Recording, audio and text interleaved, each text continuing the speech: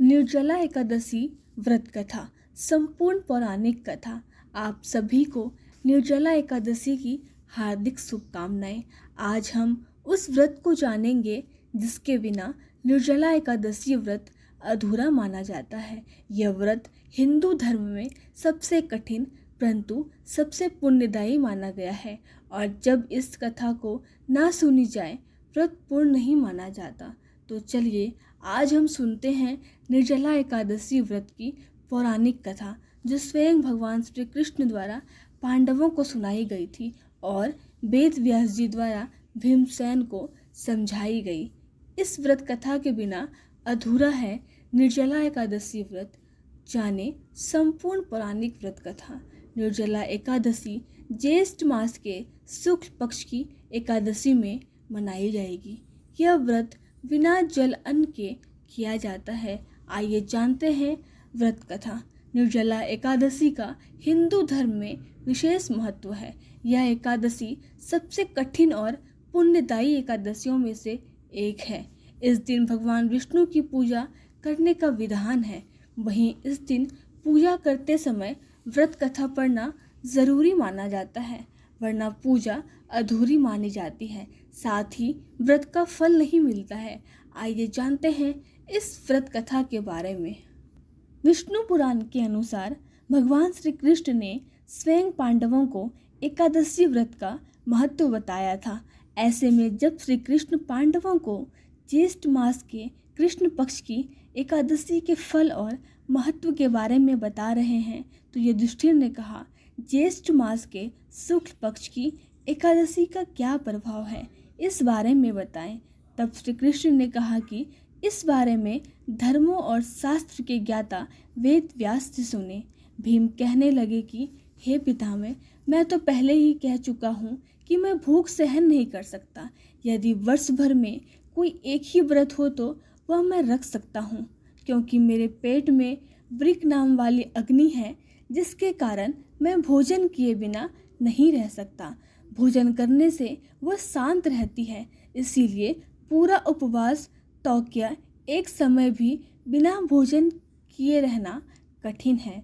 अतः आप मुझे कोई ऐसा व्रत बताइए जो वर्ष में केवल एक बार ही करना पड़े और मुझे स्वर्ग की प्राप्ति हो जाए। श्री व्यास जी कहने लगे कि पुत्र, बड़े बड़े ऋषियों ने बहुत शास्त्र आदि बनाए, जिसने बिना धन के थोड़े परिश्रम से ही स्वर्ग की प्राप्ति हो सकती है। इसी प्रकार शास्त्रों में दोनों पक्षों की एकादशी का व्रत मुक्ति के लिए रखा जाता है। वेद व्यास जी ने कहा कि हे कुंती नंदन, ज्येष्ठ मास के शुक्ल पक्ष की एकादशी को निर्जला एकादशी कहा जाता है। इस दिन दांत साफ करने के अलावा सूर्योदय तक एक बूंद भी जल ग्रहण नहीं किया जाता। व्यास जी की बात सुनकर भीमसेन ने कहा कि हे पितामह, भ्राता युधिष्ठिर, माता कुंती, द्रौपदी, अर्जुन, नकुल और सहदेव आदि सब एकादशी का व्रत करने को कहते हैं, परंतु महाराज, मैं उनसे कहता हूँ कि भाई, मैं भगवान की शक्ति, पूजा आदि तो कर सकता हूँ, दान भी दे सकता हूँ, परंतु भोजन के बिना नहीं रह सकता। इस बार व्यास जी कहने लगे कि हे भीमसेन, यदि तुम नर्क को बुरा और स्वर्ग को अच्छा समझते हो तो प्रति मास की दोनों एकादशियों को अन्न मत खाया करो।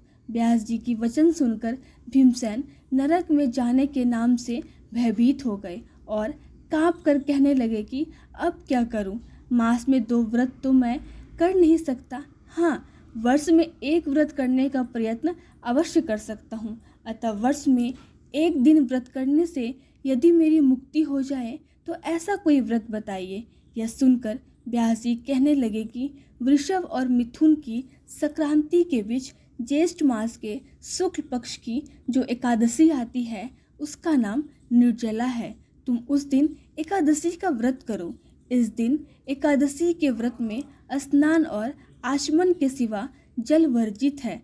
आचमन में 6 मासे से अधिक जल नहीं होना चाहिए, अन्यथा ये मद्यपान के सदृश हो जाता है। इस दिन भोजन नहीं करना चाहिए, क्योंकि भोजन करने से व्रत नष्ट हो जाता है। यदि एकादशी को सूर्योदय से लेकर द्वादशी के सूर्योदय तक जल ग्रहण न करे तो उसे सारी एकादशियों के व्रत का फल प्राप्त होता है। द्वादशी को सूर्योदय से पहले उठकर स्नान आदि करके ब्राह्मणों का दान आदि देना चाहिए। इसके पश्चात भूखे और सत्पात्र ब्राह्मण को भोजन कराकर फिर आप भोजन कर लेना चाहिए। इसका फल पूरे 1 वर्ष की संपूर्ण एकादशियों के बराबर होता है।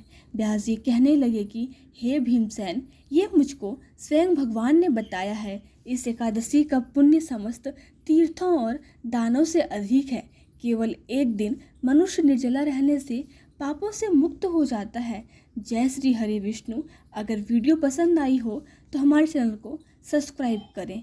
तो प्रिय दर्शकों, यदि आप भी व्रत नहीं रख पाते लेकिन श्रद्धा रखते हैं तो यह निर्जला एकादशी एक ऐसा अवसर है जो आपके लिए संपूर्ण वर्ष की एकादशियों का फल दे सकता है।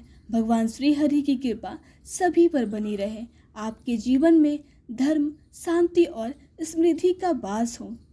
अगर आपको ये पौराणिक कथा भावभीनी और ज्ञानवर्धक लगी हो तो इस वीडियो को ज़रूर लाइक करें, अपने दोस्तों और परिवार के साथ शेयर करें और हमारे चैनल को सब्सक्राइब करना न भूलें।